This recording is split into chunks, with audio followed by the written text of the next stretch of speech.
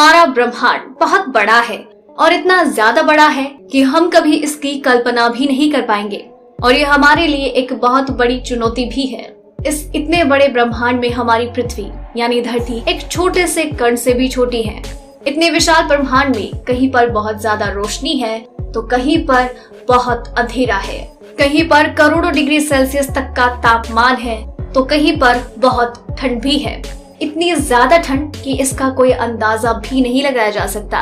ये ठंड इतनी ज्यादा है जो कि बर्फ से भी कई गुना ज्यादा ठंडी है। और इतने बड़े और विशाल ब्रह्मांड में हमारे सूर्य से भी बहुत ज्यादा शक्तिशाली ग्रह या तारे मौजूद हैं। और इस ब्रह्मांड में बर्फ से भी बहुत ठंडे ग्रह भी मौजूद है और ब्रह्मांड में बहुत सी जगह पर जीवन संभव है। कुछ ऐसी जगह है जिनके ऊपर जीवन जीने के बारे में हम सोच भी नहीं सकते, क्योंकि वो जगह इतनी खतरनाक है जिसके ऊपर जाने से कुछ दूरी पहले ही हमारी मौत हो जाएगी और अगर उस जगह के ऊपर हम कभी जा भी नहीं सकते।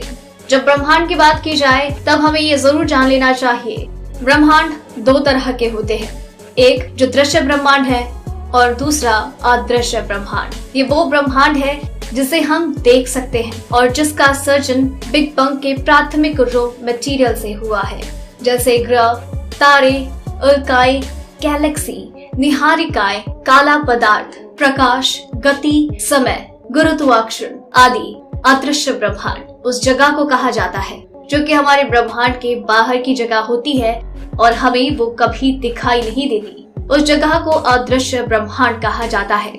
हमारी तरफ से ब्रह्मांड की सीमाओं के बाहर के अज्ञात अदृश्य ब्रह्मांड में क्या है वो किसी को मालूम नहीं।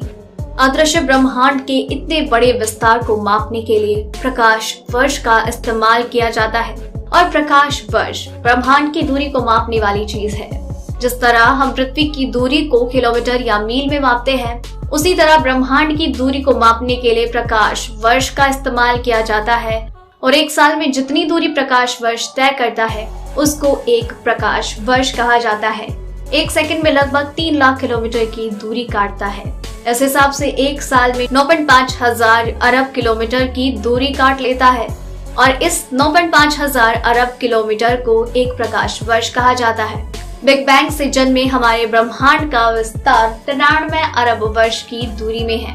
अब आप ये बात जरूर सोच रहे होंगे कि जब हमारा दृश्य ब्रह्मांड 13.5 अरब वर्ष पुराना है तो इसका विस्तार इतना ज्यादा क्यों है? इसका विस्तार 99 अरब प्रकाश वर्ष कैसे हो सकता है?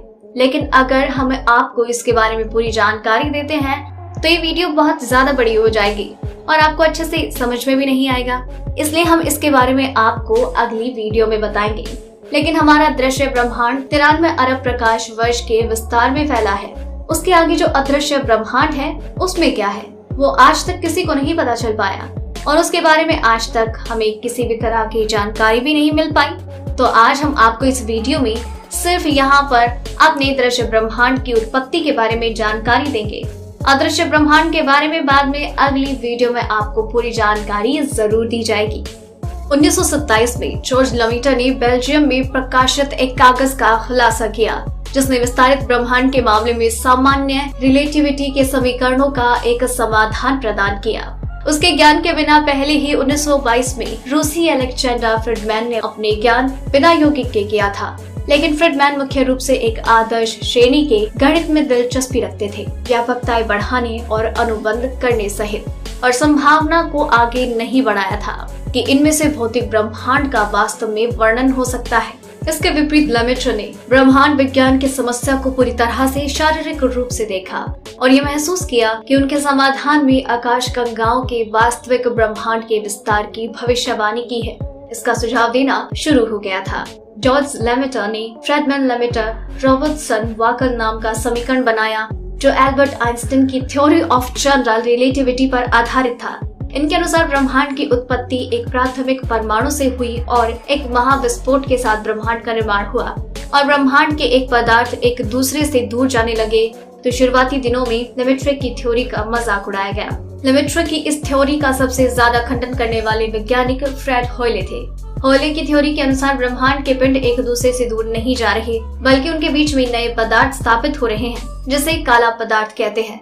उन्होंने फ्रेड होयले मॉडल थ्योरी को प्रकट किया और लेमेटर की थ्योरी को बिग बैंग आइडिया कहकर उसका मजाक उड़ाया और बहुत समय तक दुनिया के वैज्ञानिक इन दो सिद्धांतों के बीच बटे रहे। लेकिन जैसे जैसे समय बीतता गया वैसे वैसे वैज्ञानिक प्रयोगों से ये बात साबित होने लगी कि लेमेटर की बिग बैंग थ्योरी ही सच है। जो पहले उनकी बातों का खंडन कर रहे थे, बाद में उनको भी यही बात आसानी से समझ में आ गई। सन 1965 में कॉस्मिक माइक्रोवेव बैकग्राउंड की खोज ने लेमेटर की बिग बैंग थ्योरी को सबसे ज्यादा मान्य सिद्धांत का दर्जा दिलवाया। आज लेमेटर की बिग बैंग थ्योरी ब्रह्मांड के निर्माण के लिए सबसे ज्यादा मान्य सिद्धांत माना जाता है। बिग बैंग थ्योरी के अनुसार आज से लगभग 13.5 अरब साल पहले ब्रह्मांड के सभी अणु परमाणु एक दूसरे के पास थे, इतने पास कि सभी एक जगह पर थे।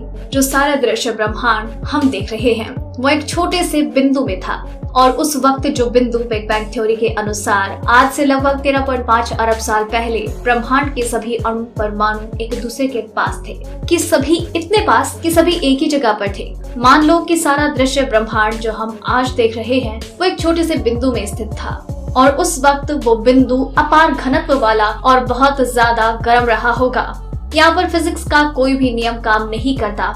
इस अवस्था में अंतरिक्ष और टाइम का भी कोई अस्तित्व नहीं था।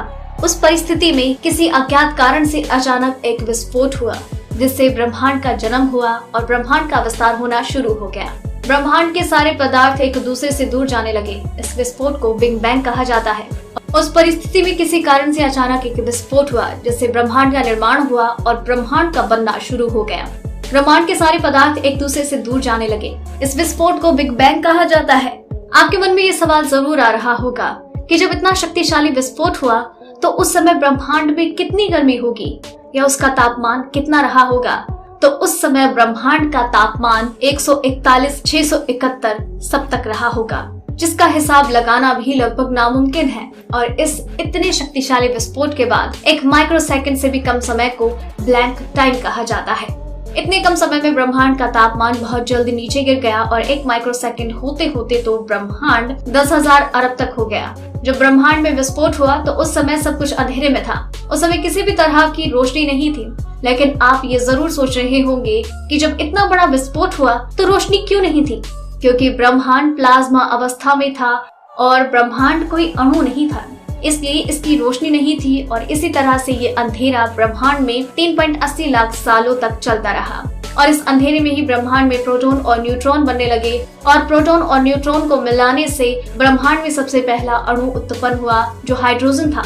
और हाइड्रोजन का ब्रह्मांड के निर्माण में बहुत ज्यादा महत्व है, क्योंकि गुरुत्वाकर्षण के कारण हाइड्रोजन के मिलने से हीलियम के अणु बनना शुरू हुए और फिर ब्रह्मांड को अपना सबसे पहला तारा यानी सूरज मिला।